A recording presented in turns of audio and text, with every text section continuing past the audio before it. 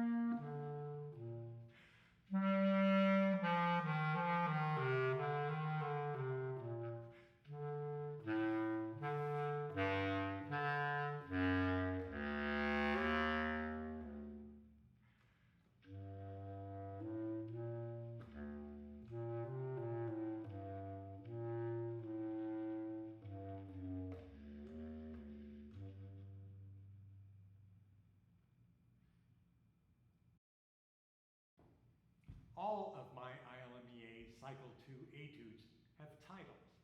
This one is called the Steadfast Sentry. I believe the titles can give performers some insight into the mood and character of the piece and help inform their musical choices. The technical focal points of this etude, the Steadfast Sentry, are use of little finger keys, crescendo and diminuendo, dotted quarter eighth note rhythms, and a couple of accents. You always want to start with the metronome and always be practicing with the metronome so you get a sense of the rhythm. And you want to break down the piece into smaller sections for practice. So the large scale form of this is in 3 parts. The first part is from measure 1 through measure 8. It's further broken down into 2 small segments, measures 1 to 4 and then 5 to 8. Then the second section is from measure 9 to 16. That starts in C major and eventually moves itself toward A minor. And then the return of the original material happens from measure 17 to the end, and we're back in the original key of A minor. Let's take a look right underneath the tempo marking. It has the word somber. Well, you want to know what somber means, so you can play somber.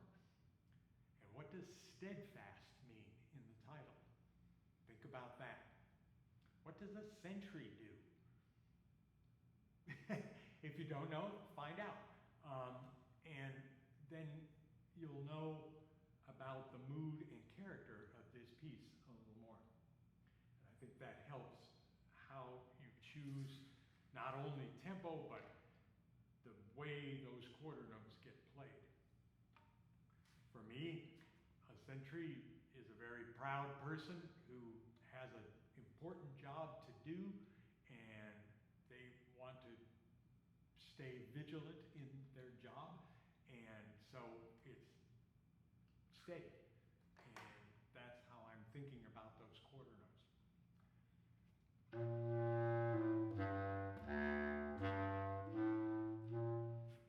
Very steady and sturdy like that.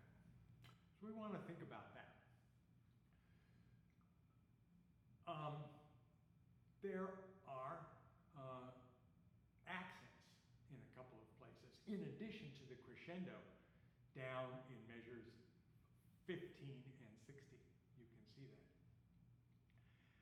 So we have to make a crescendo and an accent at the same time. How do you do that? The accent sounds like it looks. It's going down dynamically, but yet we have to have a crescendo going forward. So that's a little more complex. You want to make sure your air is always going forward generally.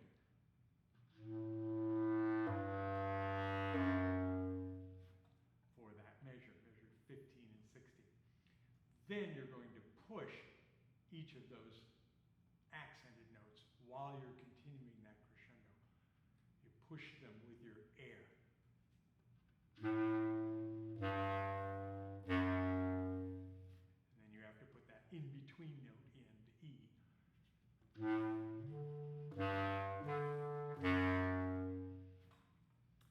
So that's the order of business there. Make sure your air is going steady, then add the special push for the accented notes, and then stick the in-between notes in there and still allow your air to keep moving forward. Watch for places where there are suddenly no slurs. Most of those dotted quarter, eighth note patterns have slurs, but there are a couple of places where they don't. Be sure that you follow the articulations very carefully there. Can you go 4 measures in one breath from measure 9 to measure 12? You see I have a breath mark in parentheses at the end of measure 10. You could try it without.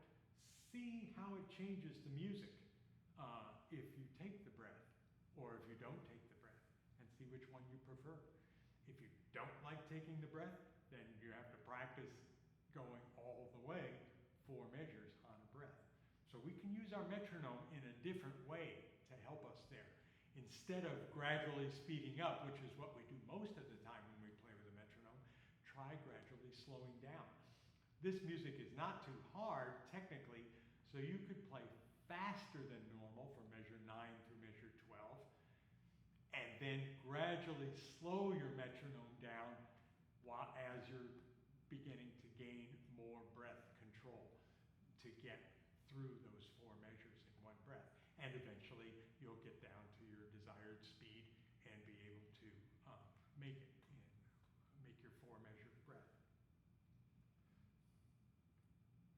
So, and then the other thing is when the music comes back at the end and measure 17, you can see it looks similar to measure 1. Some components are turned upside down, inverted. But also the dynamic is different. Try and imagine a story for your sentry that has that person being somehow different after going through a whole night of being the watch person.